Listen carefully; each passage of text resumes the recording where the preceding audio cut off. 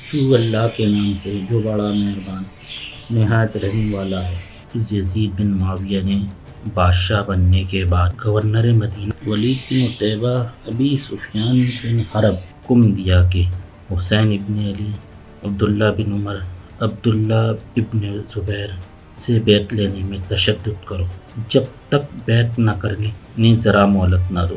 مروان بن حکم نے ولید بن عتبہ کو مشورہ دیا کہ ان سب کو ابھی بلا لو، اگر یہ یزید کی بیعت پر راضی ہو جائیں تو ٹھیک، ورنہ ان سب کی گردنیں مار دینا۔ امام حسین ولید سے ملاقات کر کے واپس چلے گئے تو مروان نے ولید سے کہا، تم نے میرا کہنا نہ مانا، حسین کے لیے ایسا موقع تمہیں اب کبھی نہیں ملے گا۔ ولید نے کہا، مروان کسی اور ہی کو ملامت کرو، تم مجھے ایسا مشورہ دیتے تھے جس میں میرے دین کی تباہی تھی، واللہ حسین کو قتل کر کے ساری دنیا کا مال و ملک جہاں تک آفتاب طلوع و غروب ہوتا ہے مجھ کو مل جائے تو مجھے منظور نہیں۔ سبحان اللہ، حسین کو ایک بیعت کے نہ کرنے پر میں قتل کروں، واللہ میں تو یہ سمجھتا ہوں کہ جس سے خون حسین کی بات پوچھ ہو وہ قیامت کے دن خدا کے سامنے گنہگار ٹھہرے گا۔ مروان نے کہا، یہی تمہاری رائے ہے تو جو کچھ تم نے کیا بہت اچھا کیا۔ امام حسین مکے جا رہے تھے کہ راستے میں آپ کی عبداللہ بن ولید سے ملاقات ہوئی۔ انہوں نے آپ سے عرض کیا، آپ مکے جائیے اور وہیں قیام کیجیے، وہاں سے ہرگز کوفے روانہ نہ ہوئیے گا، کیونکہ وہ نجس شہر ہے، آپ کے والد بزرگوار وہاں قتل ہوئے ہیں، آپ کے بھائی بےکس اور بے بس ہو گئے، ان پر بھرسی کا وار ہوا، جان جاتے جاتے بچی۔ آپ حرم کعبہ کو نہ چھوڑیے گا، آپ ہی تو سید عرب ہیں، واللہ ملک حجاز میں کوئی آپ کا ہمسر نہیں، حرم کعبہ سے جدا نہ ہوئیے گا، واللہ اگر آپ شہید ہو جائیں گے تو ہم سب آپ کے بعد غلام بنا لیے جائیں گے۔ امام حسین مدینے سے مکے تشریف لائے تو وہاں اہل کوفہ کے خطوط آنا شروع ہو گئے، جس میں انہیں کوفے آنے کی دعوت دی گئی تھی اور ان کی بیعت کرنے کی یقین دہانی کرائی گئی تھی۔ آپ نے اپنے چچا زاد بھائی مسلم بن عقیل کو وہاں روانہ کیا۔ شروع میں انہوں نے مسلم بن عقیل کے ہاتھ پر آپ کے لیے بیعت کی۔ امام حسین نے کہا، ابن زبیر کہتے ہیں آپ مسجد حرام میں رہیے، میں آپ کی نصرت کے لیے لوگوں کو جمع کروں گا۔ یہ کہہ کر امام حسین نے فرمایا، اگر ایک بالغ فرد اس مسجد کے باہر میں قتل ہو جاؤں تو واللہ میں اسے اس بات سے بہتر سمجھتا ہوں کہ ایک بالغ فرد اندر مسجد کے قتل ہوں۔ باخدا اگر میں فرات الارض کے سوراخ میں بھی چھپ جاؤں گا تو لوگ مجھے پھانسی بھی نکال لیں گے۔ جو سلوک میرے ساتھ کرنا چاہتے ہیں کریں گے، اور واللہ مجھ پر یہ لوگ ایسا ظلم کریں گے جیسا یہود نے روز سبت کیا تھا۔ امام حسین نے کوفیوں کو خط میں لکھا، اپنی جان کی قسم، رہنما قوم وہی ہو سکتا ہے جو قرآن پر عمل کرے، عدل کو ترجیح دے، حقدار کا طرفدار ہو، ذات خدا پر توکل رکھے۔ امام حسین کے خطوط بنام شرفائے بصرہ، میں تم کو کتاب خدا و سنت رسول کی طرف دعوت دیتا ہوں، اس لیے کہ سنت رسول مٹا دی گئی ہے اور بدعت کو رائج کر دیا گیا ہے۔ اگر تم لوگ میری بات سنو گے اور میری اطاعت کرو گے تو میں تم کو ہدایت پر لگاؤں گا۔ یزید کی طرف سے حاکم مکہ عمرو بن سعید نے یحییٰ اور عبداللہ بن جعفر کو اپنا خط دے کر امام حسین کی طرف روانہ کی، درخواست کی کہ آپ نہ جائیں، واپس آ جائیں۔ آپ نے جو عذر کیا کہ میں نے رسول خدا صلی اللہ علیہ وسلم کو خواب میں دیکھا ہے، جو انہوں نے حکم دیا اسے میں بجا لاؤں گا، اس میں چاہے نقصان ہو یا نفع۔ دونوں نے پوچھا، وہ کیا خواب ہے؟ آپ نے کہا، نہ میں نے کسی کو بیان کیا نہ بیان کروں گا، یہاں تک کہ اپنے خدا سے ملاقات کروں۔ امام حسین جب مکہ سے کوفہ تشریف لے جا رہے تھے تو راستے میں مسلم بن عقیل کی شہادت کی خبر ملی۔ امام حسین نے جب مسلم بن عقیل کی شہادت کی خبر اپنے ہمراہیوں کو بتائی تو سب کے سب بھاگ گئے۔ اب آپ کے ساتھ صرف وہی لوگ رہ گئے تھے جو مدینے سے آپ کے ساتھ چلے تھے۔ جب امام حسین کا حلق لشکر سے آمنا سامنا ہوا تو اس وقت شدید گرمی پڑ رہی تھی۔ امام حسین نے اپنے خدام سے فرمایا، دھر کے لشکر جانوروں کو پانی پلایا جائے۔ خدام اٹھے اور سب کو پانی پلایا۔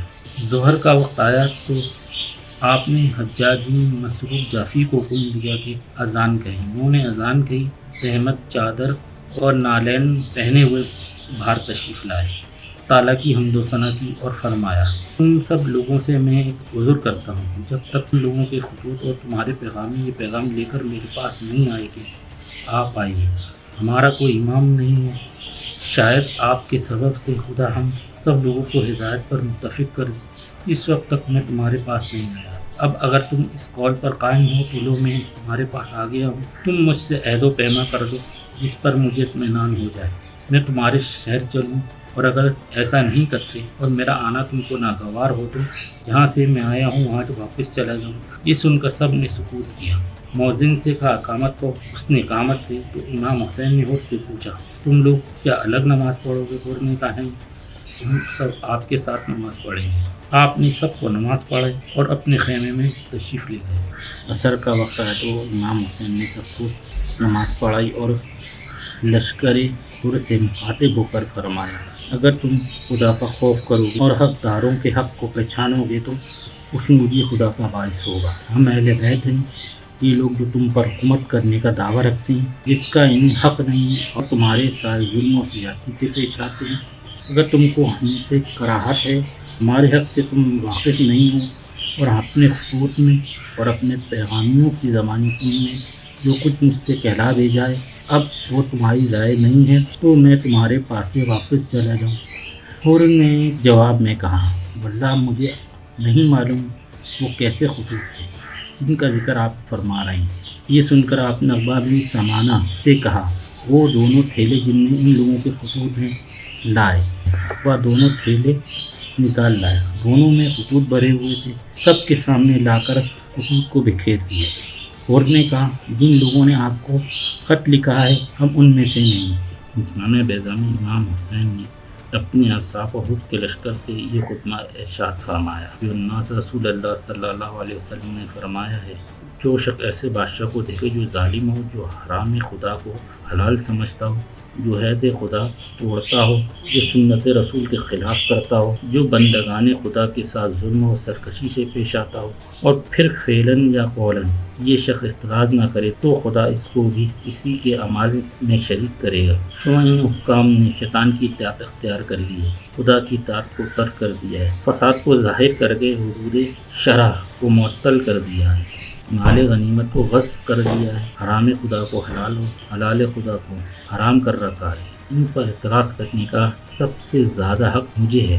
تمہارے خطوط میرے پاس آئے، تمہارے پیغمبر میرے پاس تمہاری طرف سے بیعت کرنے کو اس بات پر آئے کہ تم میرا ساتھ نہ چھوڑو گے، مجھے دشمن کے حوالے نہ کرو گے، اگر تم اپنی بیعتوں کو پورا کرو گے تو بہرہ مند ہوگے۔ میں حسین ہوں، علی و فاطمہ بنت رسول کا فرزند، میرے اہل و عیال تمہارے اہل و عیال کے ساتھ ہیں، میں تمہارا پیشوا ہوں، اگر تم نے ایسا نہ کیا اور عہد و پیما کو توڑا اور میری بیعت کو اپنی گردن سے نکال ڈالا تو قسم ہے اپنی جان کی کہ یہ بات تمہاری کوئی نئی بات نہیں ہے، یہی سلوک تم نے میرے باپ، میرے بھائی، چچا زاد بھائی مسلم بن عقیل کے ساتھ کیا ہے۔ جی حسن میں امام حسین نے خدا کی حمد و ثنا کے بعد یہ خطبہ ارشاد فرمایا تم دیکھ رہے ہو کیا حل ہو رہا ہے، دنیا بدل گئی ہے، پہچانی نہیں جاتی، نیکیاں رو گرداں ہو گئیں، بالکل گئی گزری، اب رہا کیا برتن کا دھون رہ گیا ہے، بری زندگانی اور ناگوار چارہ، کیا تم نہیں دیکھتے حق پر عمل نہیں ہوتا، باطل سے پرہیز نہیں کیا جاتا۔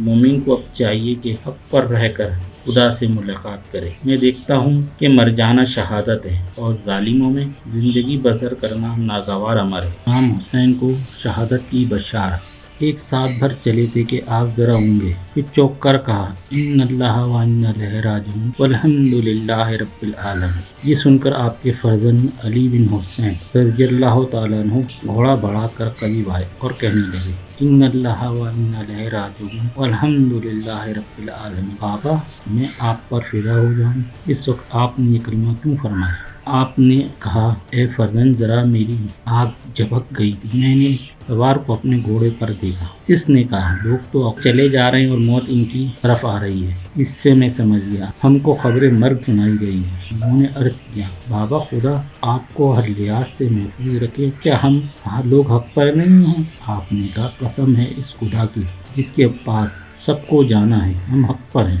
علی بن حسین نے کہا پھر ہمیں کچھ پرواہ نہیں، مریں گے تو حق پر مریں گے۔